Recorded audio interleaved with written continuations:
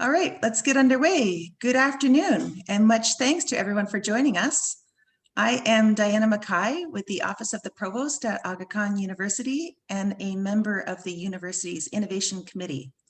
I'll be moderating the webinar today, and it's going to be a wonderfully engaging discussion about a topic so relevant to our times. How can we strategically harness the tremendous capacities of innovation to advance university agendas and specifically to drive innovation advancements, for example, in the area of media and digital media in particular, as we'll discuss here today, for the explicit purpose of advancing a national agenda, a city or community agenda, for developing an industry or business, for changing a specific government policy. And I could go on about other important objectives like employability skills for the 21st century, or celebration of the arts, or the cosmopolitan ethic that AKU's chancellor, the Aga Khan, has so eloquently challenged us to embody in our work. The title of the webinar is Crucibles of Creativity, Universities as Drivers of Innovation. I think you're going to enjoy the discussion. But first, a few reminders. The session is being recorded.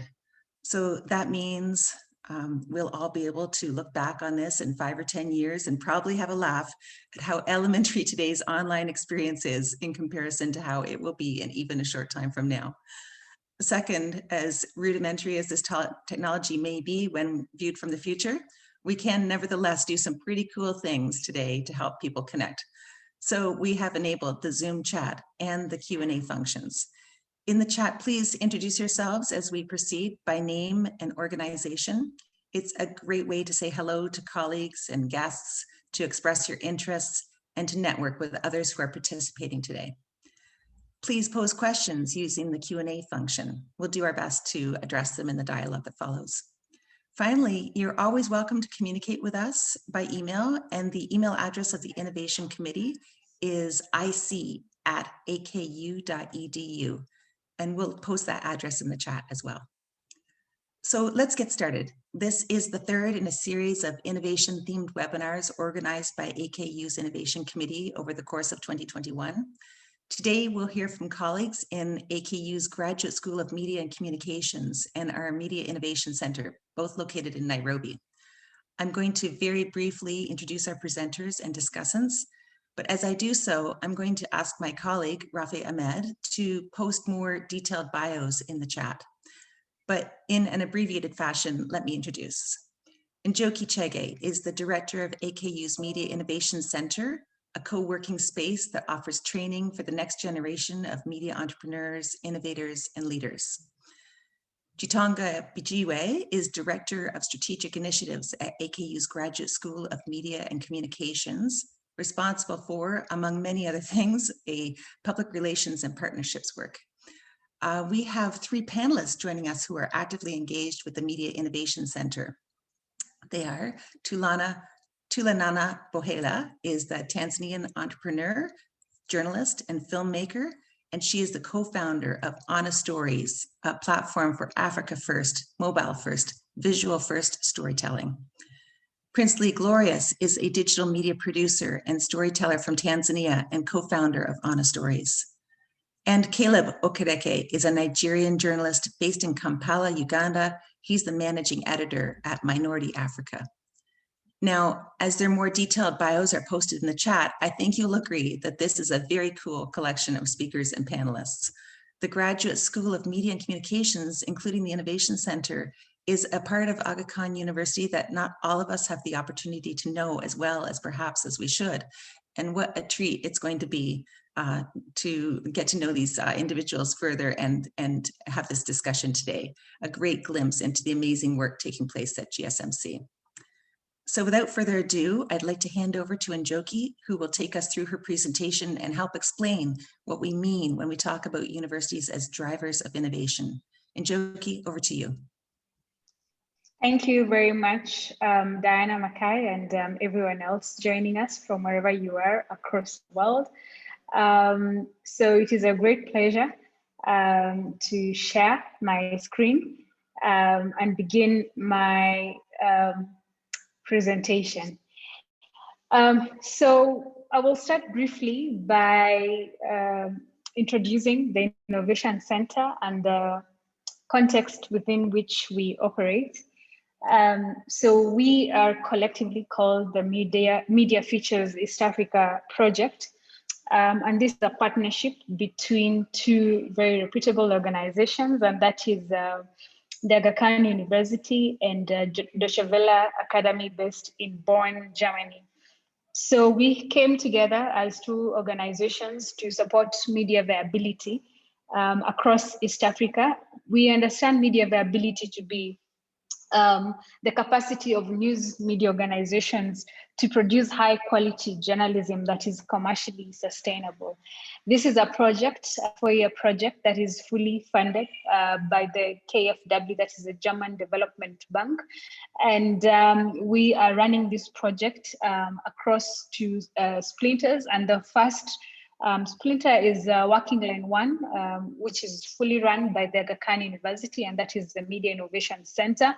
And Working Line 2, as you can see on the right side, is the East African Storytelling Festival, storytelling platform that is run by DWA, and also creating a network of media viability consultants across Kenya, Uganda, and Tanzania. But more importantly, today, we're going to focus on the Media Innovation Center and exactly what we do. So I will start by sharing a video here detailing the residency of one of our innovators in residence. Sorry, let me just do this. So here we go. I hope you can hear the sound. Is the sound okay? Gitonga, is the sound okay? My name is Asha Mwilu. Yes, I'm the founder and fine. editor-at-large of Debunk Media. Debunk Media is a youth-focused independent digital media product that aims to explain the news to young people and connect the big events that impact their lives.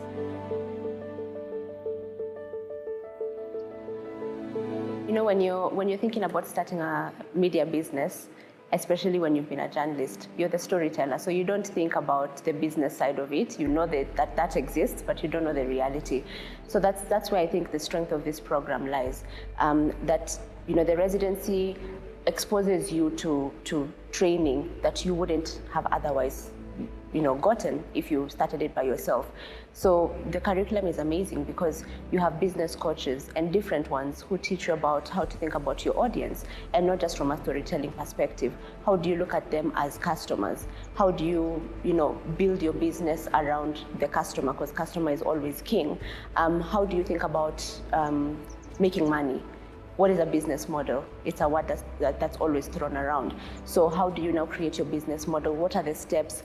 And that begins way before you even launch your product. So that, I think, is like just, you know, the star of the residency for me. So you can find Debunk Media on all social media platforms. We are driven on YouTube. Just search Debunk and you will find us. On Twitter, we are at debunk.media, the word. Facebook, debunk.media, and Instagram, debunk.media, and you can check out our website, www.debunk.media.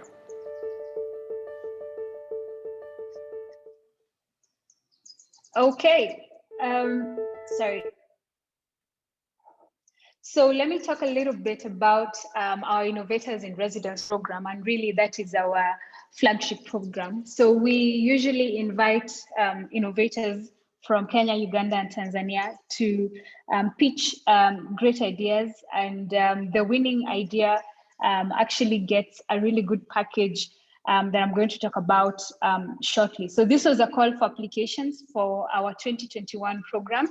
And in that application, we got over 250 submissions. Majority came from Kenya. We had about 57 from Uganda and 68 from Tanzania. So after a very long and rigorous selection process, we got 3 teams of innovators in residence. 2 teams are actually with us today, the Ugandan team and the Tanzanian team. And the package really includes, pairing them up with expert coaches and mentors who are going to work with them throughout this program. You're also going to have trainings on different areas of storytelling, business, personal management, and all that. We are also providing a shared co-working space for 2 of the teams, the Kenyan team and the Ugandan team. And also relevant technology, access to audio and video production equipment, as well as a grant funding of up to $20,000. But now let's get into the crux of the matter. One of the main reasons and the key factor in the rise of the United States as a technological powerhouse is really about the long tradition of close ties between private sector and the network of universities. The underlying success of innovation clusters such as Silicon Valley, Route 128, Research Triangle of the North Carolina, are local universities with a long-standing mission of spurring economic development drawn from a serious and very intentional focus on innovation.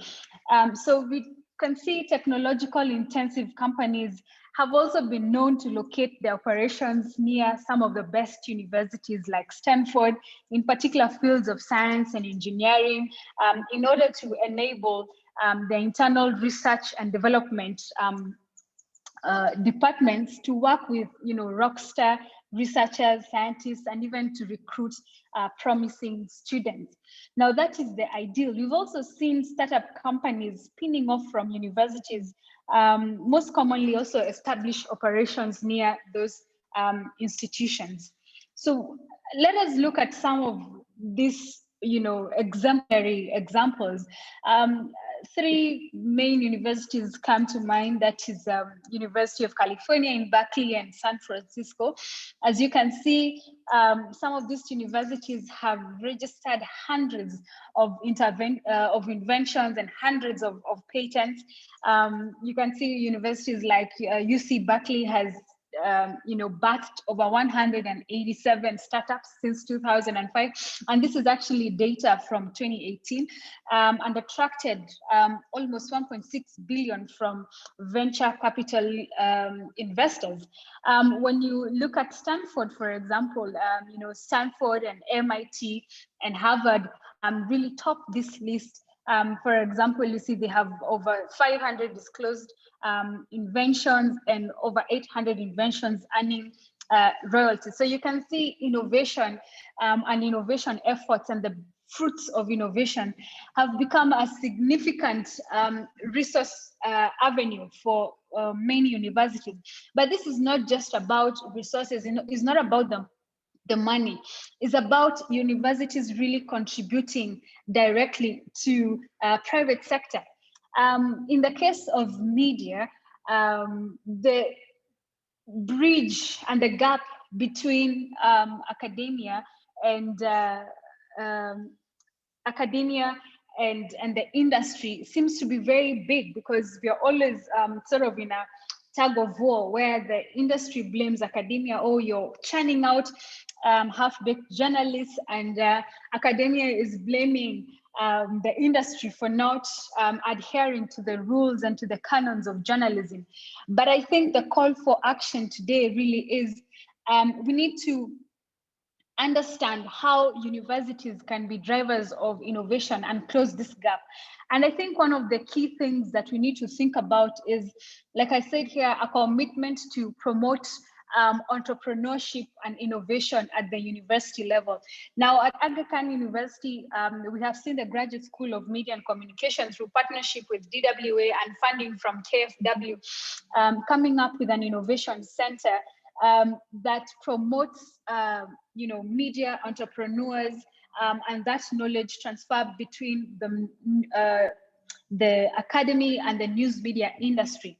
But that's just media. And I want to challenge us to think beyond media innovation. Perhaps we could start off and think about education, innovation in health, particularly in the East African perspective. And then I think another critical issue that we need to think about is establishing partnerships with the private sector. This is going to be quite an interesting one, because up until recently, probably 10 or 15 years ago, we did not have those kinds of partnerships between universities and private sector, particularly in East Africa. And where we are right now is not really at an ideal space. So I think moving forward, if you're working in the university, I think it's a really opportune moment for us to start establishing those pathways of partnerships between the industry and the academia, not just to facilitate knowledge and technology transfer, but also to attract funding from this private sector to brilliant students and faculty. And thirdly, I think we also need to think about the diversity and inclusivity, particularly from an academia perspective. Now, part of the reason why innovation works so well is because it brings together different people. It brings together different and multi-skilled people. For example, in our previous cohorts of innovators in residence, we had a very good cocktail of journalists, filmmakers, animators, people working in the medical profession coming together for storytelling. And that is the future of media per se, and also the future of innovation, because you cannot innovate on your own. Diversity and inclusivity has to be the base of innovation. So universities can play their role in mainstreaming diversity and inclusivity and creating pathways, and a diverse pool of graduates to the industry. And so I think the call to action going forward is anyone listening, I think it's time for you to make that call. If you are in the industry, if you are in, let's say, the media industry or health industry, I think this is an opportune time for us to make those calls and seek those partnerships with local universities, but also at the university level. I think we are not very good at documenting and communicating what we do. My media colleagues get very shocked when they hear the kind of innovators in residence that we are supporting. And the question always is, why are you not introducing these people to us? So I think that need for telling the world our story, being our very own storytellers, I think will really do us good. So after this webinar, write that email, make that call, make that arrangement to document your story, because you never know where it will go. Thank you very much, Diana. Thanks, Njoki. That's terrific. It's a wonderful vision you presented for where you're going and what you're trying to achieve. And it's I'm going to turn to Gitonga to talk a little bit about his contributions on the strategy side and thinking through some of the challenges of delivering on that vision, given that we are ourselves a bit of a startup operation, the Media Innovation Center, and we're living within the context of a largely health sciences university. So I'm curious, Gitonga, if you could tell us a little bit about how your work is progressing and what you see some of the challenges of operating in this context. Thank you very much for the opportunity, Diana, and for being with us today. Njoki, wonderful introduction and setting the stage for us in that one. From an academic perspective, there have, of course, been the regular institutional challenges of understanding a new model, a new system that's been there. Like you mentioned, we're more in the arts than we are in the sciences in terms of who we are as an innovation center and what the Graduate School of Media and Communication has to offer.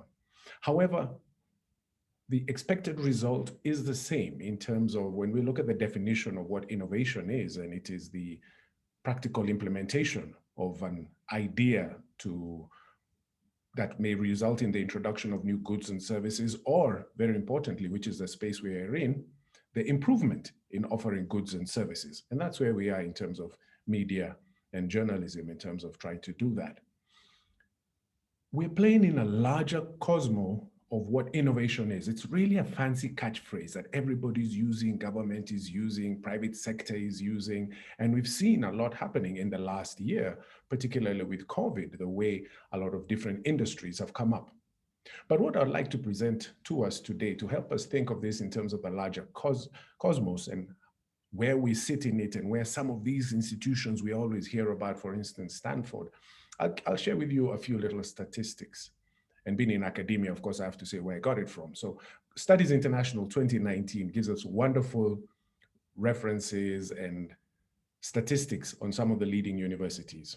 The USA leads in innovation with 46 universities, followed by Germany at 9, Japan, South Korea at 6, and China at 4. And it continues that way.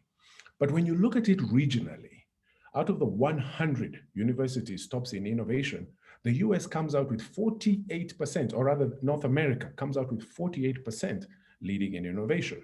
Europe comes up at 32%, Asia at 18%, and there you can see a very interesting, because a lot of people are saying it's shifting to the East. The Middle East at 2%, and then guess where Africa, South America, and Oceania are? If you've done your math, you'll realize there's nothing left. We're at 0%. We don't even rank on that scale. So there is a lot of work to be done in terms of these areas.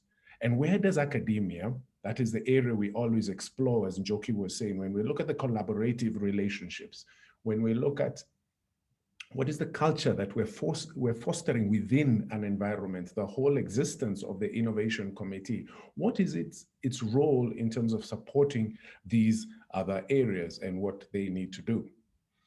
When I was doing my background on this and looking at it, I came up with a simple acronym, 3 Ps, that help foster innovation in any environment, particularly in ours if we're going to apply them. And I would say it's policy, process, and place. USA, we see the universities rank the most, but incidentally, on a side note, as a nation, it really isn't performing that well. The universities are doing fantastic, but as a nation, it's not. And I'll come to that in a minute, which is, how is that possible? Remember, it is the offering of goods and services or the improvement of goods and services. So back to our 3 Ps. When it comes to policies, what policies are there in the US that allow this ingenuity to grow and develop within the campus environments? And the World US News Report of 2016 gives 5 things. The First Amendment, free speech, share your ideas, talk, debate, wonderful. But interestingly, the culture of exceptionalism, doing the best, going for it, trying to be better than everybody else. Thirdly, the mix, as we say in Kiswahili, mchanganyiko maalum, the mix of everything. It is a nation of immigrants. That adds that flavor in terms of what is being done. Then we have education that focuses on exploratory ways of learning. That really helps out. And finally, very importantly, policies that support entrepreneurship. So you find it is a whole cosmos, a whole structure that supports this within what they do. But then when we go to process, how does it actually happen? The University of Florida, an article of July 17, 2017 on how universities foster innovation, talk of 4 separate things. 1, it is a curricula that looks at innovation. And then extracurricular activities that are engines of innovation. It talks of innovation tools and strategy, and also emphasizes the importance of innovation. And those are the things we see here happening in AKU, how that is the way we shifted to the online environment, what the Innovation Committee is doing, what Njoki and the team are ambitiously trying to search and look at in this space of journalism and media. How can we look at new different ways of consuming this information? And the last one, very curiously, P, place, is the actual space in which it happens. I remember when we were having the initial meetings of the Innovation Center, Amina was very insistent on the way we create the space to foster innovation. And why that was important, this article tells us the same thing, that it needs to be a space that encourages collaboration, serendipitous opportunities to meet and discuss where we are. Those same spaces are being created within the new area we are moving in, the university center, to allow, like Njoki says, those in medicine, how can something in media and technology contribute to medicine? Did you know that gaming is actually being used as a tool to rehabilitate a lot of people who had serious brain injury or even movement on the arms? Gaming. So there are these opportunities for these different industries to meet and cross-sect. And therein, as I'm ending this part, where I mentioned that the USA, though the universities are leading, as a nation, it's not doing that too good in the top 10. In 2013, according to the Nature Index, May 27, 2020, the Bloomberg report of February 2021.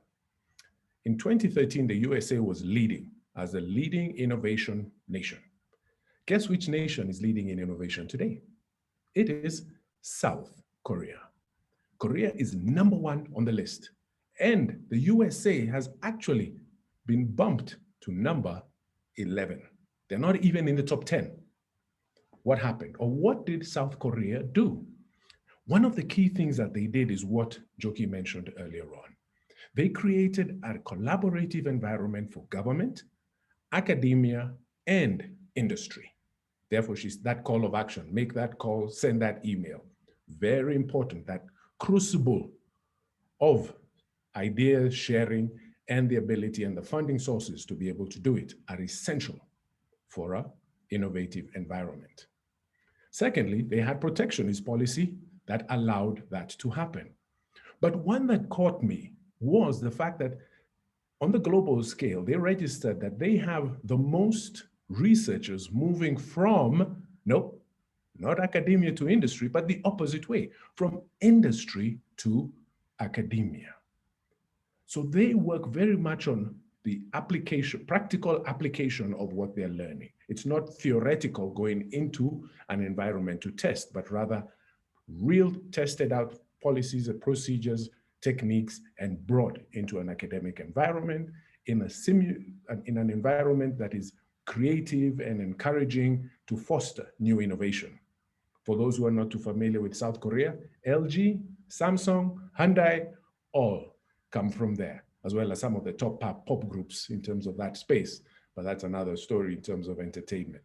So you can see, as we make that step, even us, we are learning each and every day as the Graduate School of Media and Communication led by Dean Pentak. We look each day and ask, how else can we change the way we're learning, the way we're teaching, the way we're offering services? How else can we consume media? Because we know this two-dimensional space is the one that rules the world nowadays. How can we use this as a tool in different ways so we're not just saturated with the same form of information? So the journey goes on. It's an exploratory one. We're ready to fail fast and fail forward. Those are essential techniques that we use in getting this done, but that's now Njoki's area, so let me not talk about too much on that space. So I hope that just kind of gives a picture of where we are, what we're thinking of, and the baseline we use to figure out our way moving forward. Back to you, Diana. Gitonga, that's so exciting. And I think, in effect, what we've got with you and Njoki is sort of this vision for bringing together business, academia, innovators, and a concept of revolving door coming in and out of each of the, the academy and government spaces, policy making and industry.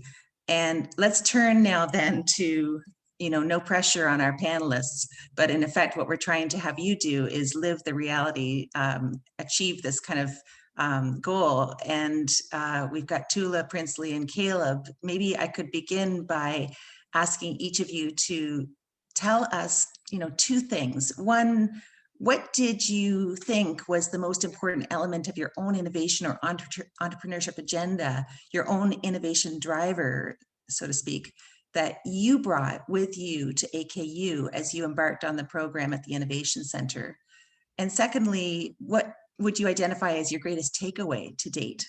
How has the university supported you and what you're trying to accomplish? So Tula, could I begin with you thinking about those two things? What did you bring with you, and what did you take away, in a sense?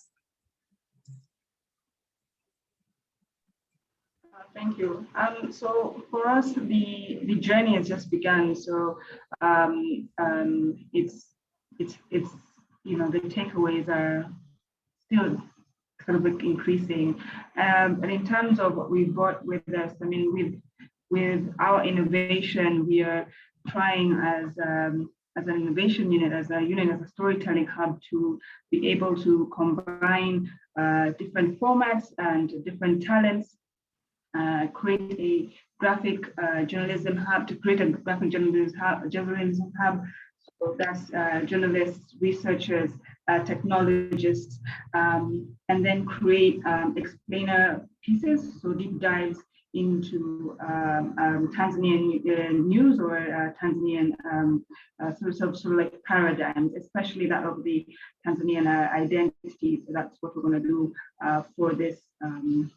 This program, using multi-platform and multi-format kind of like an approach.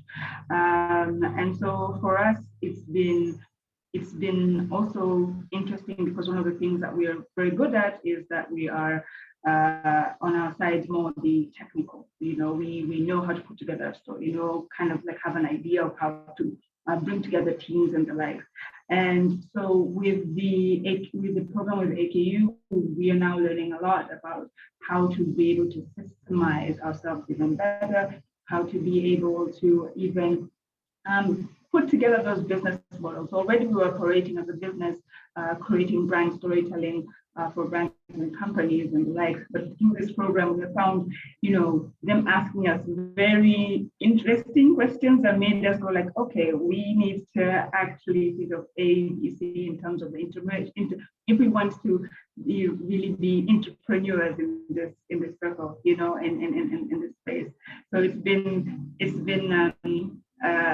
as a part of the, I can't say it's been really an interesting journey for me, because oftentimes when we come off the call with our coach or with Njoki or with any of the other teams, I go back and go like, yeah, we need to be better. We need to like actually get this on the ground and think about sustainability. Especially in the Tanzanian media space. There are not very many media independent private sort of like media innovation centers or innovators, and so that's something that we are hoping to be able to carry forward in this space. Maybe Princely can also add a few notes on that as well. Sure, Princely. Yeah, thank you. So both in terms of what we brought with us and what we are taking away, I think Tulanana has covered quite a bit of ground there, but I think an important thing that we brought with us to the AKU Media Innovation Center is our years of iterating and experiencing the Tanzanian media space. So we've been pioneering virtual reality, augmented reality, artificial intelligence, all of these new immersive media technologies in the context of first bringing these to a predominantly Swahili-speaking audience, and we're the very first to kind of break that ground. And so we bring with us the learning that we're getting on the ground, right? So it's not, both of us have communications and media education background, which informs us, but it's not purely just the academic side. It's that we've actually put a product out in the market, and the market has responded to it in different ways, and so we bring to it the experience that we've gotten from iterating and learning. And I think, yeah, in terms of what I would say has been the most valuable thing we're getting from AKU has been the process and systems that we need to kind of put in place to take us to the next level. And so, as Tulanana has mentioned just before me, every time we've had a call with our coach, or we've spoken to any of the team at AKU, any of the sessions that we've been having learning sessions. So we've done like stuff like business modeling, lean journalism canvases, that type of thing. It takes you back to the drawing board and makes you take a more foundational look at your business. And so you essentially gives you a better bird's eye view of where you are, where you need to go, and helps you with strategy. So it's been super useful for us, being, getting the lessons that we've been getting and the questions that AKU have been asking us to kind of sharpen us and improve us. It seems wonderful too that you've been participating as a team. So I'm sure there's some benefits to that as well, working together as you go through the program. Caleb, I'd like to bring you into the conversation too. Would you give us a sense of what you would imagine you brought into the Aga Khan University and kind of shared with colleagues inside the university, and what you've taken away from the program? Thanks, Diana. I think I'll just jump right into explaining what Minority Africa is, in case there's someone on the call who doesn't know. But our innovation, we're an online publication that uses data-driven multimedia journalism to tell minority stories from across Africa. And I think for us, what might have been the most important element for us that we brought with us to AKU was that we wanted to see minority stories be told by minorities, and with like fullness and accuracy with which they deserve to be told. That really was our major innovation driver, the way in which we envision minority representation, but also the manner in which we believe in it, and equally in people's ability to evolve, and most importantly in innovation to make both these things possible, right? We're generally very curious about what an African media which accurately includes minorities will look like. And this curiosity sort of drives us into creating, or drove us into creating this platform, and drives us to work on it each day. So I think that's the primary thing we come with, this ideal future we believe in, and which we so graciously hold close to our heart and know that is possible. And that's a future that has a much more conscious African generation of minority issues, but also, a much more inclusive, media space, especially in African media, right?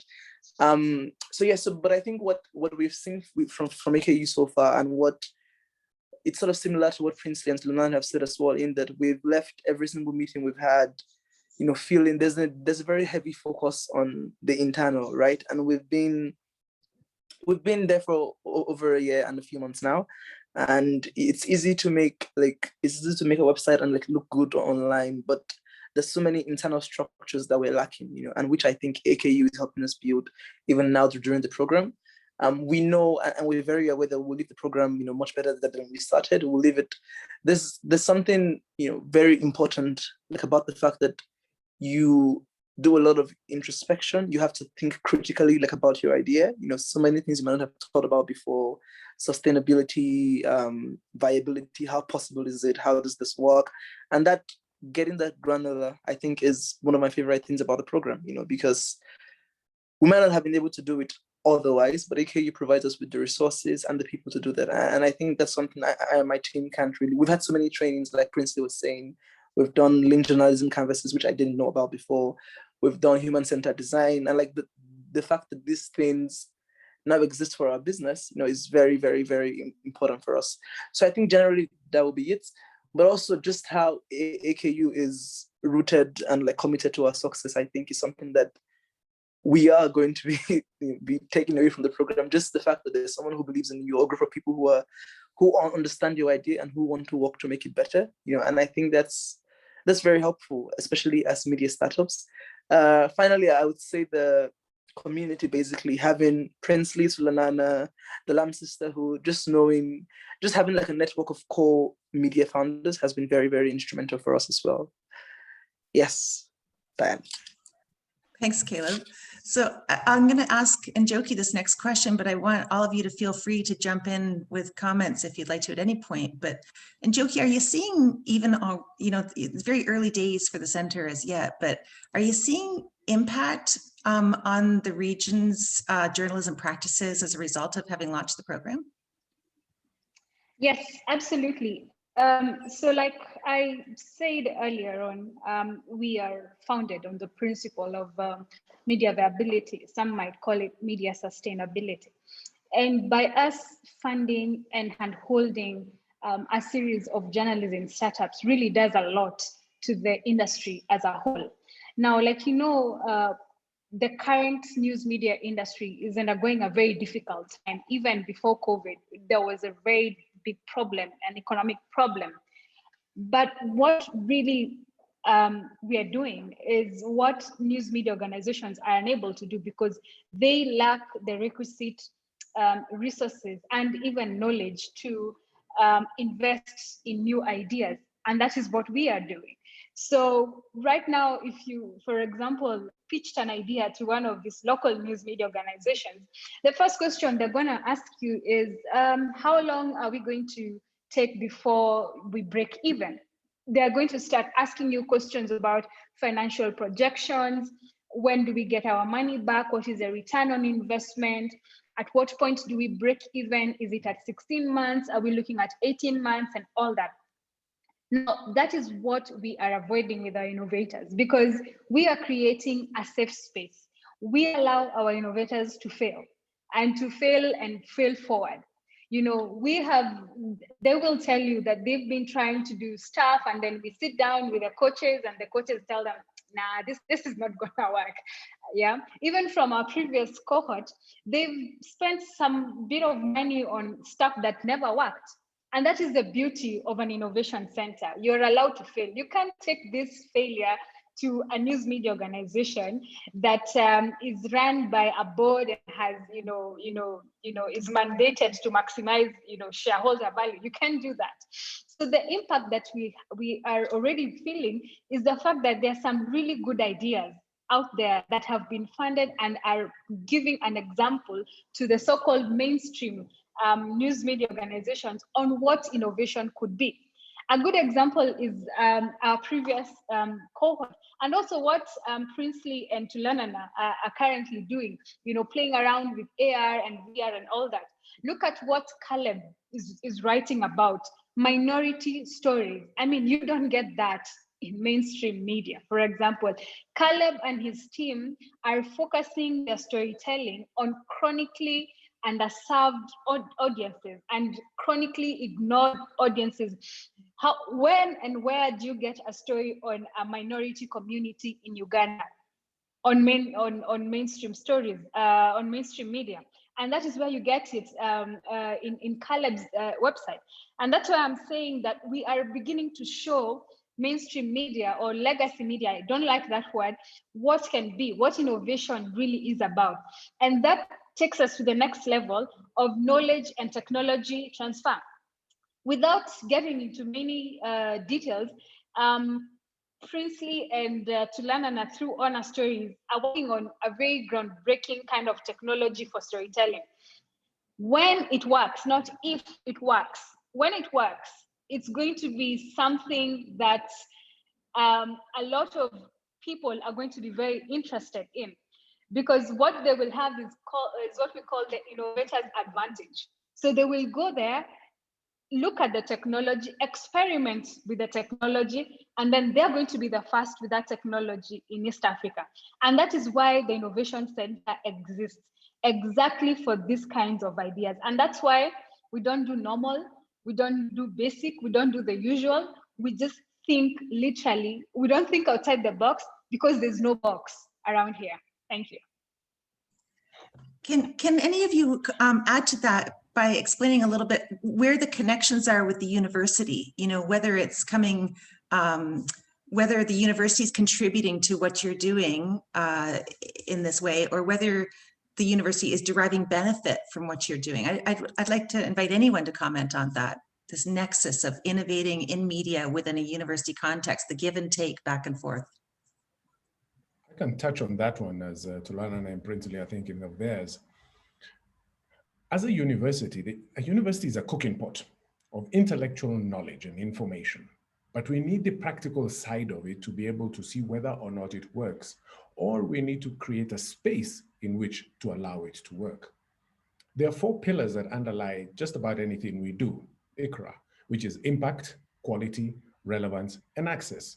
Njoki has talked very much on the importance of impact. The fact that we have presenters in different parts of the continent and East Africa is the accessibility. They go through a very rigorous form of quality checking and seeing if this story will work or not. And is it relevant? Very much so. The industry, one of our main areas of educational pursuits here, is media and communication and journalism and communication. How is that going to work going into the future? So indeed, our role is to create the environment. We're not the specialists necessarily, but we have the greatest opportunity to access different minds collaboratively, allowing them to feed into this pool for a very safe space for people to make mistakes, learn, and go to the next. Like Njoki mentioned, it's a porous environment, and that is the culture we want to foster as a university. Our exposure and focus within East Africa and its importance within the region and the continent is fundamental to that in the design of this university in terms of how we can serve the larger public, both in industry and those consuming our content. Prince, Tulanana, Caleb. Yeah, thank you, Gitonga. I think just to add to that, as an entrepreneur, you have a bias for action, right? So you have a bias for do, iterate, reiterate. That's the bias that you have on the ground in the market, because the market forces you to do that. But us working with AKU and having these interactive lessons, interactive classes on things like human-centered design, on business model canvassing, on lean journalism canvases, gives you the intellectual underpinnings that essentially inform the action that you're taking out in the ground, and essentially enrich and expand whatever you're doing in the ground. So the fact that we, of course, you could learn this. You know, these days the online web has democratized access to education, but the rigorous nature of the lessons that we've been having, I think, ties in directly to the fact that they're coming from a university context. So I think that's the link that we're seeing between our bias for action, our bias for iterating, reiterating, and seeing what the market wants and providing it, but then taking a step back and learning from Aga Khan University and the lecturers, the trainers that they provide to us. It gives us the intellectual background that kind of underpins all that we're doing and all that we're about to do. To ask each of you a little bit about the networks within the faculty. So you just mentioned lecturers and professors that are sort of sharing their expertise with you in the course of the training. Are you able to involve them in your work in any interesting ways, or have you got any opportunities to connect with students and encourage them to share an interest in your work or use you as a vehicle to accomplish some of their communications objectives? Any examples of things like that?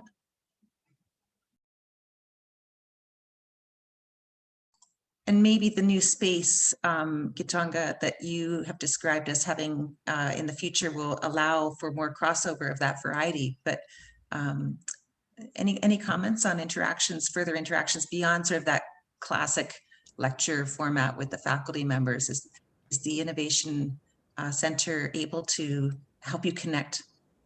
Definitely. Especially as we're moving into the new space. Of course, COVID has thrown a massive wrench in the works and has stopped a lot of the activities that we had planned to do collaboratively. There's nothing stronger than the one-on-one individual meeting, the strength of an individual there and seeing product and being able to play with that product.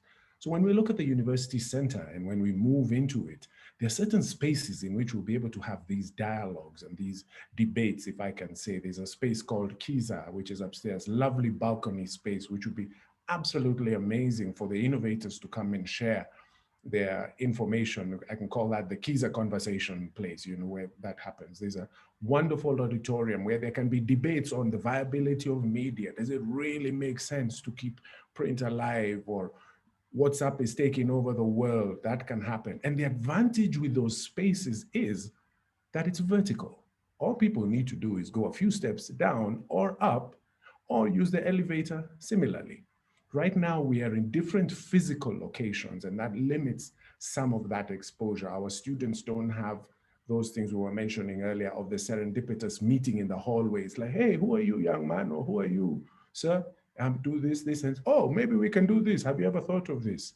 So that opportunity has not really been able to develop, but it is one which we're looking forward to, and through the systems we're developing, will encourage those kinds of moments of interaction, debate, dialogue, exposure, and seeing what both sides can, how both sides can benefit from it. Yeah. Any other comments? Yeah, I mean, like on our side, we've been able to luckily also connect with the other the cohort from last year, specifically Debunk Media, Asha Mulu and her team. We went to the same university, actually, myself and Asha, and so it was great to reconnect and to just talk about that journey, and also kind of like the challenges, things to think about that as an entrepreneur, as a media entrepreneur, but also just even as a journalist, how to bring those teams together to work well. And she was able to give a lot of insight on just things to look out for, things to ask, you know, that I didn't even think of maybe asking, or think how to see things in different ways. Of course, the media landscapes are quite different. The time when we were speaking, Tanzania's media landscape was, you know, it was tricky to sort of like understand, really. It was, yes, let's leave it like that. And then now also it's going through what seems to be a transition. We're not very sure, but it seems to be a transition in the right direction. So for example, just this week, the Minister of Information said that, the Director of Information Services said that all license fees for creators that are going to be putting on online TV, if you're not news oriented, you do not have to pay for a license anymore. You don't have to pay the fee that was the infamous bloggers fee that was there before. That has been wiped, and so we're seeing, okay, so maybe now there's like some room to experiment and put things on there and see what the reaction would be. Whereas before we were kind of debating what that would look like. You know, how do we traverse through this landscape that seems to have a little black bear trash? So we've been able to connect with the former cohorts, both the bank, I think also Snap Adventures, who were able to share their experiences with us and especially like on the ground, kind of like team building and creating those systems within that company. So let's talk a little bit more just about what you need and how to sustain this exercise, because I'm sure a lot of the work that's going on is thanks to some hard work by individuals to gather some resources together from funders and donors. And I'd like to ask about the sustainability of the center, and also what each of you would use with additional funding. I thank you so much, Njoki, for posting the link to an example of Caleb's work.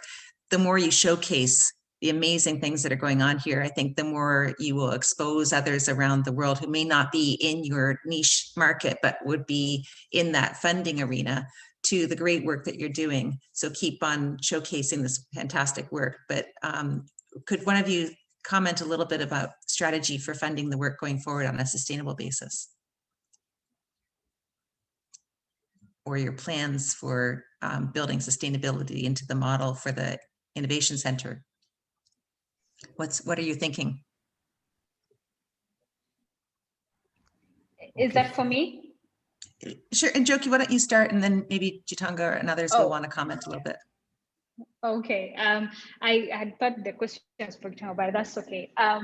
So the question of sustainability is a really big headache for all of us here. When you talk about investing in innovation, the map looks quite different and very discouraging, particularly for media innovation. There's a lot of money going into innovation for health, innovation for education, agribusiness, and all that, but very little money is coming to innovation for media for two reasons. The first reason is because investors are not very sure about the future of media and journalism in the wake of the big tech startups, that is Google and Facebook. They don't know how the investments are going to be affected in the future. So that leaves us, and secondly, to get such kind of investors that would ideally invest in the innovation center are people who are not really investing in for the money, but they're investing because they believe in certain ideals. For example, press freedom, for example, media viability, media sustainability, freedom of speech, and all that. So that leaves us with a very narrow pool of potential investors or donors, what we call the patient capital crowd. People who are investing, not really for the money 2-3 years later, but they're just investing because they know in the next 10 years, OnaStories Minority Africa is going to be a really big startup, for example. So it leaves us with that. It also leaves us with the social, investors, the social entrepreneurs who just want to invest because they believe in a particular cause. So I think for us, the options look very slim. So the first is now attracting the patient capital crowd, the social entrepreneurs, and also now, I think also fundraising even from reputable organizations like KfW who have, previously funded us. I think that is also a good avenue. My very, very last option would be buying stocks from OnaStories and Minority Africa, because then that would mean it looks good right now, but it means that this is a strings attached grant. You don't want that, because if your numbers don't look good, then you and I will not be friends, and that will not make much sense, because it will also mean that we will be investing in journalism startups that are commercially promising, which then does not guarantee high quality journalism. So you see, we will fall short in one way or another. So I think our best bet is, those patient capital crowd, which it's small, but I think it's worth the while. Gitonga? Sure, I'll piggyback right on that one. Why would it be important to invest in us or in these programs? When we look at the South Korea model, apart from protectionist policies and push on science and tech, they have the biggest investment in R&D globally. When you look at Apple, the amount of money they spend in investment is what makes it work. When you look at Africa, Kenya, East Africa, this is the place to keep your eyes on. Global population is growing each and every day. Kenya is growing by about 1 million a year. Africa is at 1.2 now, Asia 1.3, China 1.4, 1.5, with a declining population. Where is the growing population? Who are the largest consumers? Which is the bracket of individuals who consume the most, all residing in? All in Africa. So it only makes sense to invest and look forward to the huge consumable opportunities of content and otherwise within the continent. Those who miss that boat will really regret it. And I'm not saying that as a threat, it's not a threat, but when you look at the economics of it, because with investment, you always look for a return. So it only makes a lot of sense to invest within the region because of its potential and definite direction in terms of growth and consumables going forward. So I see a very exciting future for the continent. I see a very exciting space for media and journalism within Africa, because it is something we really voraciously, still consume. We have a huge appetite for it, be it print, be it radio, be it TV. Those are still the number ones, with radio leading as the largest consumed form of media within the country. Diana? We're getting low on time, everybody. So I guess what I'd like to do at this point is ask each of the panelists just to very quickly sum up, what you need next from the university. Whether imagine your ongoing engagement with us, what would be your ask of us to help you be as successful as you can be in your undertaking? So could I begin with Tulanana? Sorry, Diana, part of your question, I didn't get part of your question. My network kind of dropped. Do you mind kind of taking Sure. The question is, in summing up, what do you think would be the most, the thing that you need most from the university as we continue to develop our innovation center and hook you up with the rest of the university's capabilities? Is there anything in particular that you'd like to conclude, leaving in our minds about what you need to be successful in your business and in your next steps? Yeah, I think as aforementioned, it's the hard questions that make us look internally at our systems, that will internally at ourselves, and to create those systems that will make us viable and also profitable in the long run. I think it's that's what's been helping us so far. And for a lot of businesses, I wish a lot of businesses, especially in the media sector, would be able to get opportunities like this, to be able to do so, because often often the space tells us that we should look externally to fix our internal systems. But so far, with the help of the university, we've been looking at what the mirror has been held into our faces. Like, this is the things you need to be looking at to be able to create strong roots and foundations, and to be able to be sustainable and viable in the future. Okay. Super. So a little bit of ongoing mentorship, I suppose, beyond the first part of the program that you're sort of indoctrinated into the ideas of the Innovation Center. Ongoing mentorship from faculty members or from leaders in the university might be helpful. Princely? Yeah. So I think we're also looking forward to the funding element, very much so. Because we had a really interesting conversation with Njoki just a few days ago about how we operate as OnaStories, kind of reiterating what our vision is, and we left the room, the virtual room, very excited, and but one of the things that we talked about during that conversation was how, when we began OnaStories, our goal was to do journalism, purely journalism, but we've had to pivot to do brand storytelling and to do corporate storytelling, storytelling for development, storytelling because that's where the immediate money and market is. While with the pure journalism side, it's often, even larger organizations, you see people, we're kind of like still figuring out, is a subscription model what works, is what are the models that will actually bring in consistent, sustainable revenue. So we are looking forward to the funding, because we believe that with the model that we've come up with for combining brand storytelling while not compromising the integrity of your message, essentially, having a storytelling studio that allows you to do storytelling that pays you, while at the same time funding your more purely journalistic ideas. That's something that we're looking forward to kind of be kickstarted by the funding that we get from AKU. Yeah, it's a neat idea. And I think, our university does have its own communications department that helps the university tell its stories.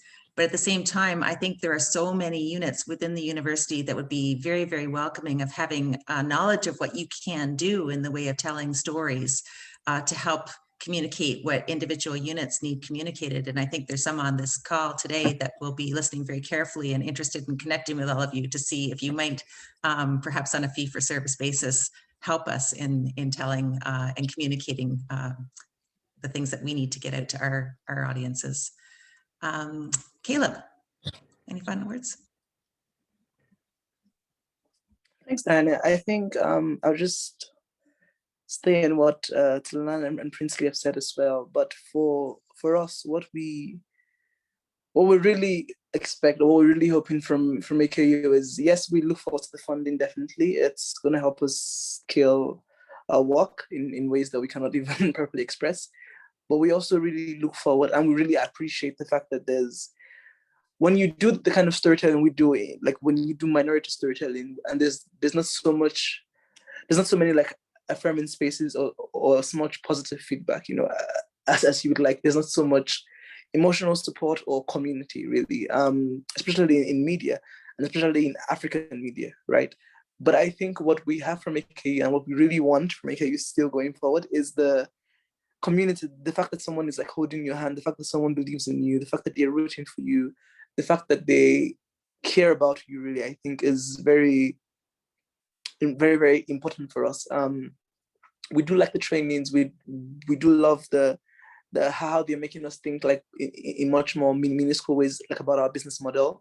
But we also just really love the relationship, and knowing that when we have a stumbling or like an obstacle, we can say, hey, Njoki, this isn't our way, or go to our coach and say, hey, Michael, this isn't our way.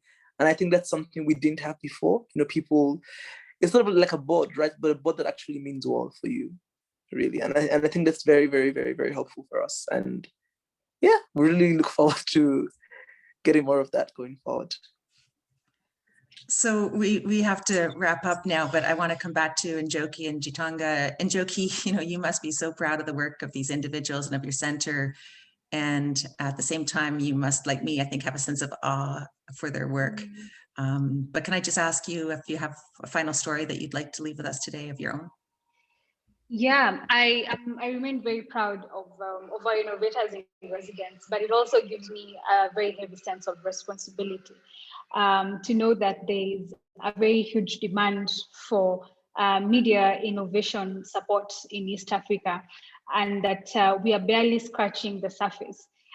When it comes to supporting these innovators. It really pains me when out of 250 applications, we have to go with only 3 because that's all we have, the resources that we have. So I think going forward as a university, and I've said this before in other forums, that it's important that we really, up our, we really do a lot of fundraising as a cohort, as a consortium. And I think it's important that we go beyond media innovation. I was trying to pitch to a potential funder some time back, about 2 years ago when I just joined, and I told him about all the amazing work that we're doing, but he said, you do media innovation, is that the only innovation that you're doing? And he says that you could have much more impact in your society and in the country and in the region if you could innovate around other areas. Health innovation, education, agribusiness, and all that. So I think we need to, we need to be very aggressive in the fundraising, but also we also need to expand the scope of innovation support. And this is something that we are thinking about very seriously. And we look forward to, supporting more innovators. I mean, just hearing Tulanana and Princely and Caleb just say the benefits that they're getting from this, it just makes me think that, my job is done. I mean, this is the reason I wake up in the morning, to just hear Tulanana say that we feel supported and we feel like somebody cares about us. That's the reason I wake up and I show up to work. So thank you very much. Thank you. All right, and I'll give Gitonga the final word, please, Gitonga. Very briefly, we've heard from our innovators, we've heard on Njoki, and a key word that comes out is support and mentorship. And through this all, it can only happen through telling the story. So we say, tell our story. Let's share our stories, whatever they are. Let us get that word out. Let us share the stories, knowing that the future is extremely, extremely bright, very bright. And remember this, as we go forth, a take for all of us in our different learnings, in our different spaces, is innovation is not relegated only to an innovation center or those with funding. Remember, it is simply an idea that can lead to new products or goods and services, or the improvement of a good or service. One simple example I can give you that I enjoyed a few days ago was tamarind juice with cardamom. Try it out. It's absolutely amazing. That's an innovative product. What else can we innovate in our lives? So let us not look at it as something so serious and confined in a space, but let us as the continent, as people in education, look for new and exciting ideas and bounce them between each other to create an innovative environment for us to grow, foster, and develop. Diane? Well, thank you so much, Gitonga. It's wonderful to spend some time with all of you today. Tulanana, Princely, Caleb, it's really remarkable to learn about your work. I wish we had more time to have you showcase your own work. So let's see if we can find some ways to broaden your networks.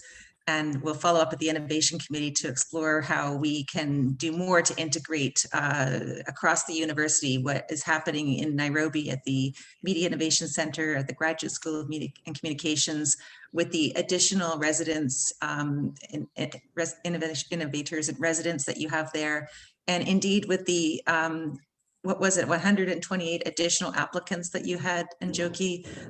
Let's see if we can find ways to involve them as well in the work they're doing. They certainly have an appetite to be a part of the program. And we'll see if we can find some additional resources to grow your efforts over the years ahead. So thank you very much, everybody, today for participating, and I appreciate your time. Thanks also to our colleagues in the back of the webinar, Rafi Ahmed, who's been working the chat so effectively, and our colleagues in IT for making this happen, and all of the participants that took the time to join us today. Thank you so much. Take care.